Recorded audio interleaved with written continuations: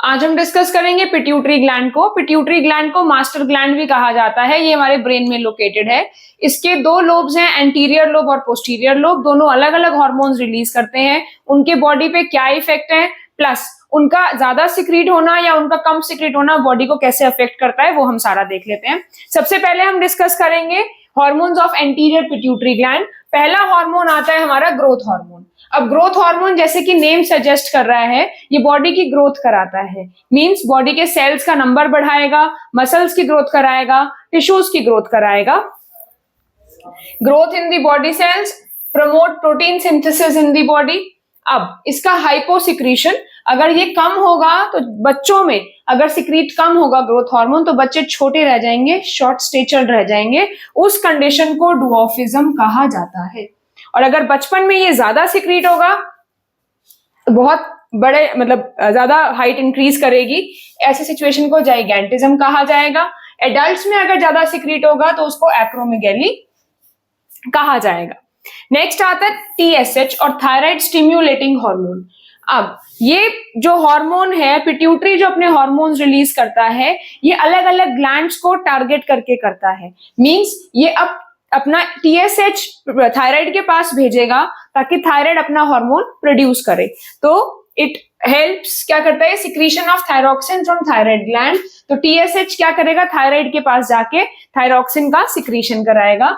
Reduced BMR and weakness, कम होगा। अब thyroxine hormone जो है बॉडी के बीएमआर को कंट्रोल करता है।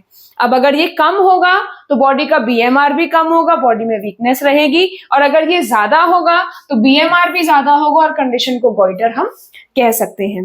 नेक्स्ट आ गया एसीटीएच, एड्रीनोकॉर्टिकोट्रोपिक हार्मोन। तो एसीटीएच जो है ये कॉर्टिकॉइड्स रिलीज करता है। कॉर्टिकॉइड्स बॉडी में बहुत सारी चीजों का बैलेंस मेंटेन करते हैं। अब अगर regulates growth and function of adrenal cortex, ज्यादा होगा तो, कम होगा तो हाइपोकॉर्टिकॉइडिज्म, ज्यादा होगा तो हाइपरकॉर्टिकॉइडिज्म। नेक्स्ट आ गया प्रोलैक्टिन। प्रोलैक्टिन जो है मिल्क इजेक्शन को स्टिम्युलेट करता है, तो इट प्रमोट्स मिल्क फॉर्मेशन। कम अगर होगा तो poor growth of breast and poor milk formation, ज्यादा होगा तो ovulation and menstruation gets suppressed. Next आ जाता है FSH, means follicle stimulating hormone. जैसे कि नाम बता रहा है तो ये फॉलिकल को स्टिम्युलेट कराएगा ताकि उसकी ग्रोथ ज्यादा हो। In males promotes the growth of seminiferous tubules and promotes Sertoli cells for spermatogenesis। अब जो Sertoli cells टेस्टिस में प्रेजेंट हैं उनको spermatogenesis मींस स्पर्म की फॉर्मेशन के लिए प्रमोट करेगा।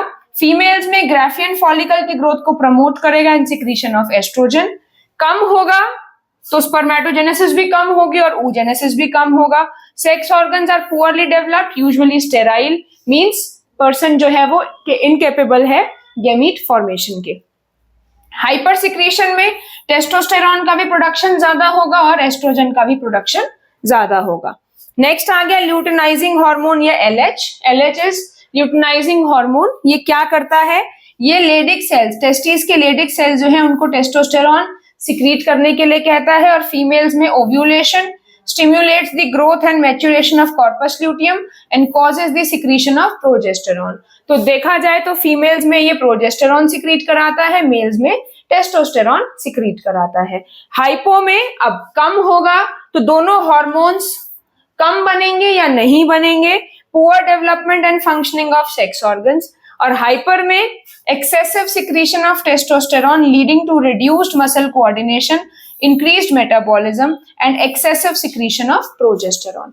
तो ये हमारे जो हार्मोन्स थे, growth hormone, TSH, ACTH, prolactin, FSH और एलएच, ये बॉडी में फंक्शंस करते हैं। इनके नेम्स कुछ कुछ इनके बारे में इंडिकेट करते हैं। नेक्स्ट आता है hormones of posterior pituitary. Posterior lobe जो है पिट्यूटरी का, वो सिर्फ दो हार्मोन्स प्रोड्यूस करता है। वन इज वेसोप्रेसिन और ADH and second is oxytocin. तो वेसोप्रेसिन जो है, अब जो एडीएच हार्मोन है, एडीएच हार्मोन बॉडी में तब काम करेगा जब बॉडी में वाटर की डेफिशिएंसी होगी। तो ये उस कंडीशन में causes rapid reabsorption of water from DCT of nephron, making urine more concentrated। तो यूरिन की कंसेंट्रेशन को बढ़ाने के लिए ये रैपिड रीएब्जॉर्प्शन कराएगा वाटर का। अब पानी बॉडी में अगर कम है और यूरिन भी डाइल्यूट पास आउट होगा तो बॉडी में क्या होगा, डेफिशिएंसी हो जाएगी वाटर की, तो एडीएच हार्मोन तब काम करेगा वाटर को रीएब्सॉर्ब करने का। हाइपो कम होगा तो डाइल्यूट यूरिन पास आउट होगा, हाइपर होगा तो urine gets more concentrated with low urination, ज्यादा होगा तो ये ज्यादा वाटर रीएब्सॉर्ब करेगा। Next is oxytocin.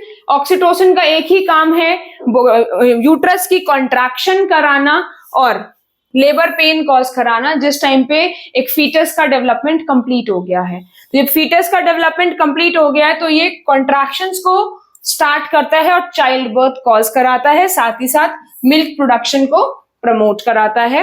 हाइपोसिक्रीशन में poor development of breast, no milk ejection, no uterus contraction, और ज्यादा होगा तो कंटिन्यूड मिल्क इजेक्शन। तो ये हमारे थे हार्मोन्स पिट्यूटरी के, एंटीरियर के और पोस्टीरियर लोब।